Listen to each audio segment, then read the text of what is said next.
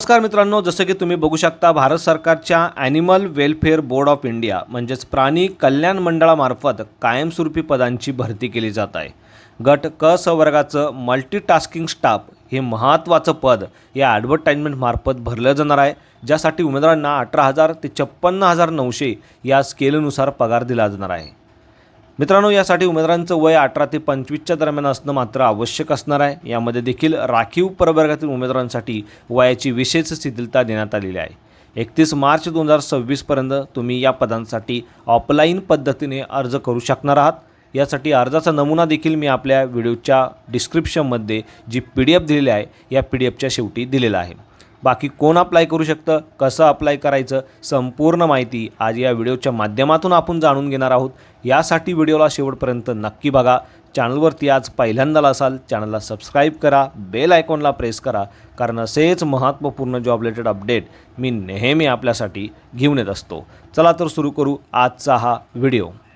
नमस्कार मित्रांनो, जसं की तुम्ही या अधिकृत PDFमध्ये बघू शकता, भारत सरकारच्या animal welfare board of India म्हणजेच प्राणी कल्याण मंडळामार्फत कायमस्वरूपी पदांची भरती केली जाणार आहे।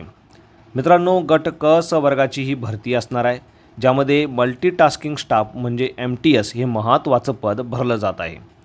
यामध्ये उमेदवारांना 18,000 ते 56,900 या 7व्या वेतन आयोगाच्या स्केलनुसार पगार दिला जाणार आहे।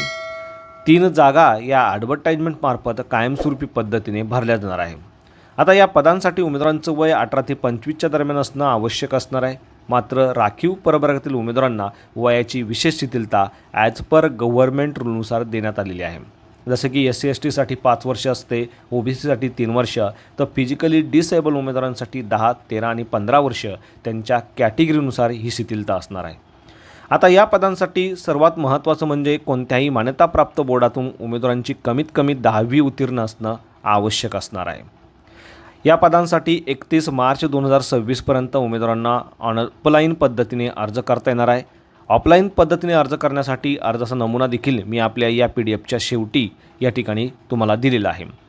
मित्रांनो, ह्या अर्जाचा नमुना तुम्हाला व्यवस्थित डाउनलोड करायचा आहे। त्यानंतर A4 साईजच्या पेपरवरती तो प्रिंटआउट करून घ्यायचा आहे आणि हे दिलेले सर्व डिटेल्स तुम्हाला या ठिकाणी फिलअप करायचे आहे। हे सर्व डिटेल्स भरल्यानंतर तुम्हाला हा अर्जाचा नमुना, त्या अर्जासोबत तुम्हाला तुमचे सर्व शैक्षणिक कागदपत्र, वयाचा पुरावा, कॅटेगरी सर्टिफिकेट हे सर्व डॉक्युमेंट तुम्हाला अटॅच करायचे आहे। एका इन्व्हेलॉपमध्ये तुम्हाला ते सीलबंद करायचे आहे आणि त्या इन्व्हेलॉपवरती ज्या पदाकरता तुम्ही अर्ज करतात त्या पदाचं नाव, तुमचं नाव लिहायचं आहे आणि दिलेला हा जो ॲड्रेस आहे या ॲड्रेसवरती तुम्हाला 31 मार्च 2026 पर्यंत पाठवायचे आहे।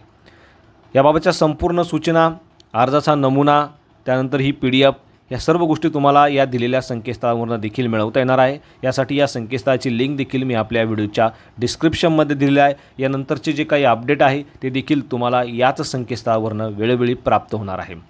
यासाठी तुम्हाला या संकेतस्थळाला वेळोवेळी व्हिजिट करायचं आहे। विशेष म्हणजे या पदांसाठी अर्ज करताना कोणत्याही प्रकारचं परीक्षा शुल्क उमेदवारांना नसणार आहे। अर्जाचा नमुना तुम्ही या ठिकाणी बघू शकता। यामध्ये सर्वप्रथम उमेदवारांना त्यांची वैयक्तिक माहिती, त्यानंतर शैक्षणिक माहिती भरायची आहे आणि सर्वात शेवटी तुम्हाला तुमचं नाव आणि तुमची साईन करून दिलेल्या ॲड्रेसवरती तुमच्या अर्जासोबत सर्व शैक्षणिक कागदपत्र, वयाचा पुरावा आणि त्यानंतर जातीचे कागदपत्र जोडून त्या इन्व्हेलॉपमध्ये सीलबंद करायचे आहे आणि दिलेल्या ॲड्रेसवरती दिलेल्या वेळेत पाठवायचे आहे। तर अशा पद्धतीने अत्यंत महत्त्वपूर्ण असा हा व्हिडिओ होता। व्हिडिओ आवडल्यास नक्की शेअर करा। चॅनलवरती आज पहिल्यांदा असाल, चॅनलला सबस्क्राईब करा, बेल आयकॉनला प्रेस करा, कारण असेच महत्त्वपूर्ण जॉब रिलेटेड अपडेट मी नेहमी आपल्यासाठी घेऊन येत असतो। So thank you for watching.